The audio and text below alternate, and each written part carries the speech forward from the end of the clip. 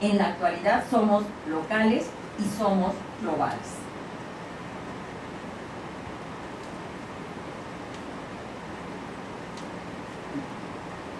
Pero para lograr este equilibrio social, esta armonía entre el mundo global y el local, todos tenemos que hacer un esfuerzo y aportar al mundo de la información algo, creando una pieza informativa, produciendo una adaptación, educando a la población para que use esta información y propiciando el desarrollo en colaboración, no dependiendo de una sola mirada, sino de todas las que sean necesarias.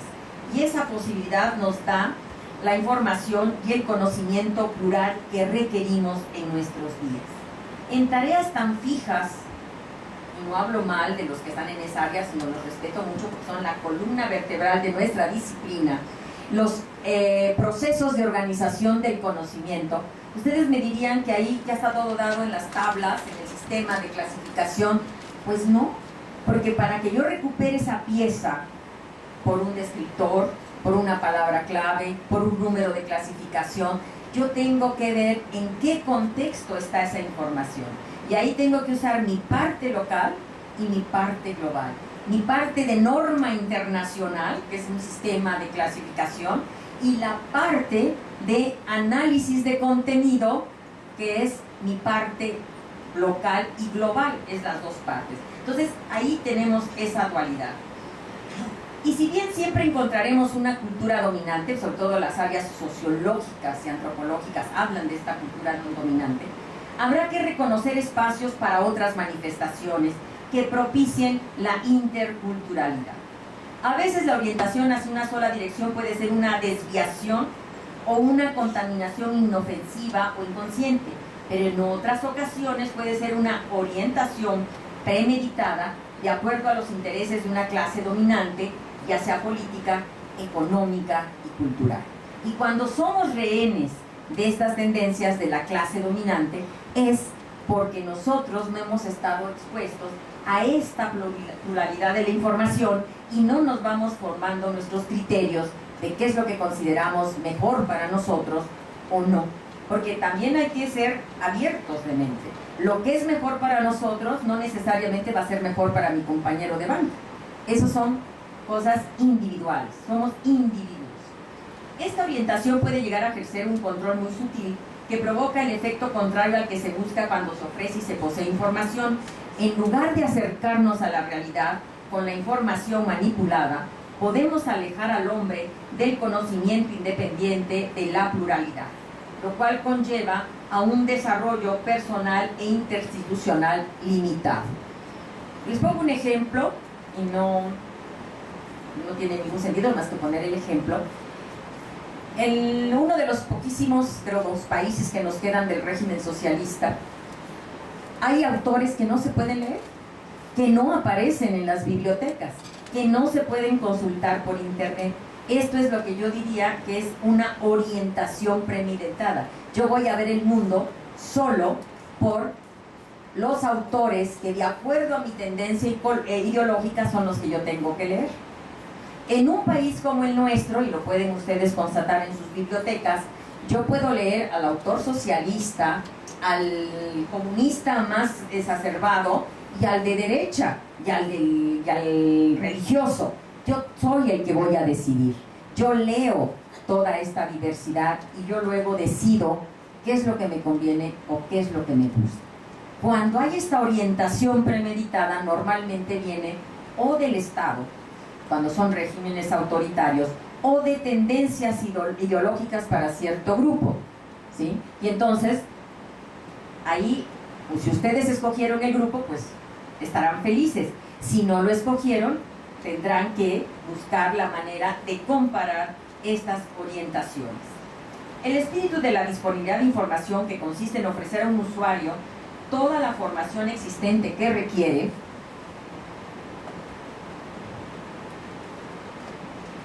para satisfacer sus necesidades independientes del lugar en que se encuentre, es posible técnicamente, aunque los factores sociales y políticos no los proporcionen plenamente.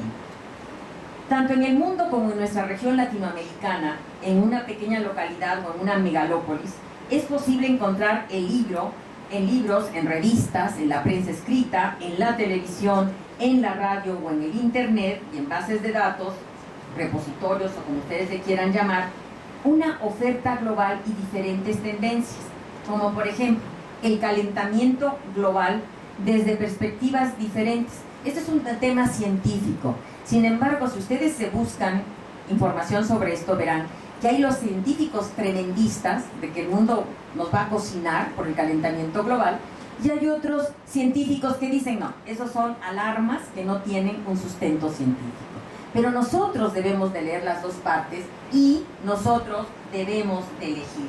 Lo mismo pasaría a las versiones de los alemanes y los judíos en cuanto a los aliados sobre la Segunda Guerra Mundial. Si ustedes van a una biblioteca judía, van a tener una idea de lo que fue la Segunda Guerra Mundial. Si ustedes van a una biblioteca alemana, van a ver libros que tengan la versión de los judíos, pero otras versiones. Y entonces nosotros, al acceder a esa pluralidad, podemos escoger. Pasaría algo que cada año se nos pone en la mesa de la discusión, la conservación de las ballenas desde el punto de Greenpeace o desde el punto y enfoque de los mercaderes japoneses. Son dos enfoques totalmente distintos. Nosotros tenemos que leer los dos y elegir el que a nuestro juicio sea el más razonable.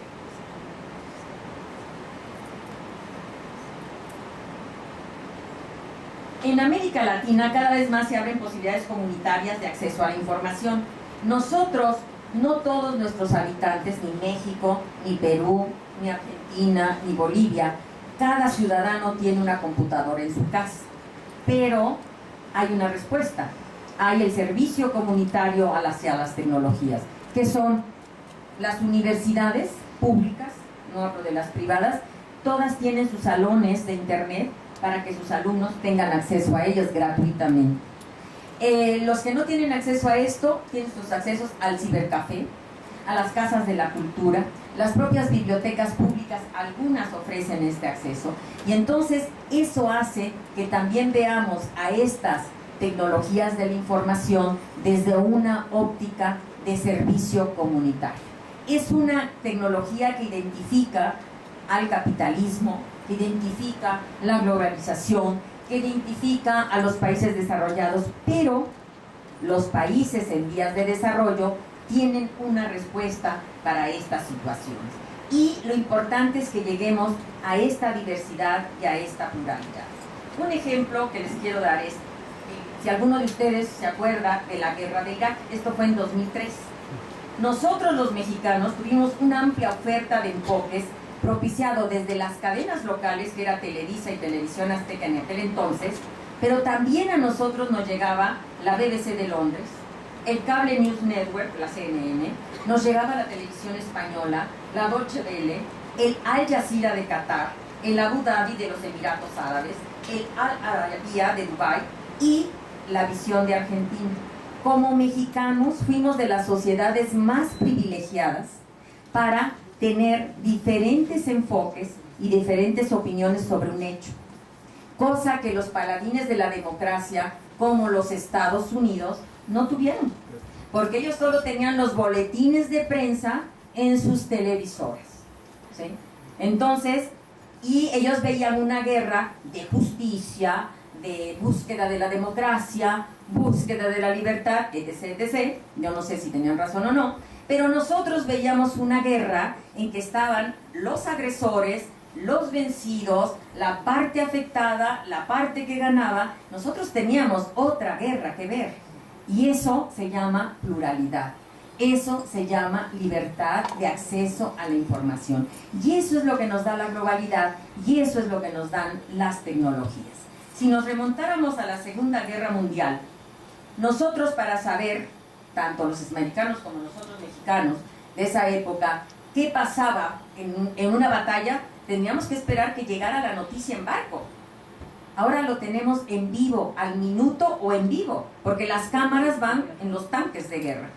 Entonces estamos viendo la transmisión en directo. Esas son también las partes positivas de esta situación que vivimos en este siglo XXI. Pero, ojo, tenemos que tener cierto nivel educativo, tenemos que